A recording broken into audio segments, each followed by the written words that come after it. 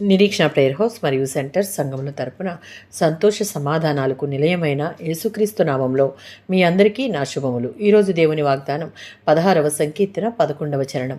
నీ సన్నిధిని సంపూర్ణ సంతోషము కలదు. యేసు శిలువ బాధలను భరిస్తూ ఉన్నప్పుడు ఆనందం ఆయన ముందు ఉంది. ఇది దేవుని సన్నిధిని చేరబోతున్నానన్న ఆనందం, దేవుడు ఇచ్చిన పనిని పూర్తి చేస్తున్నానన్న ఆనందం. యేసుకు తెలిసిన జీవ మార్గం అక్కడికే తీసుకువెళ్తుంది.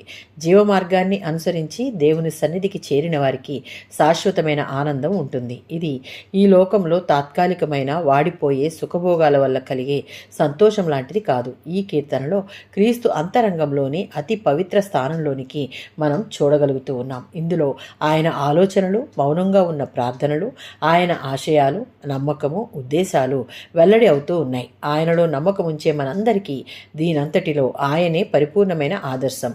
మహిమకు, నిత్యానందానికి చేరే విశ్వాస విధేయతల మార్గాన్ని ఆయన మనకు చూపించాడు. 21వ సంకీర్తన 6వ చరణం. మనకు రానున్న కాలంలో ఎలాంటి శాశ్వత దీవెనలు దొరకనున్నాయో వాటన్నిటినీ మనకు సాధించి పెట్టినది యేసు ప్రభువే. మనకు కావాల్సిన ఆనందం, దేవుడిచ్చే ఆశీర్వాదాలు మన సొంతం కావాలి అంటే కేవలం దేవుని యందు మనకున్న విశ్వాస పరిమాణం కొలమానమై ఉంది.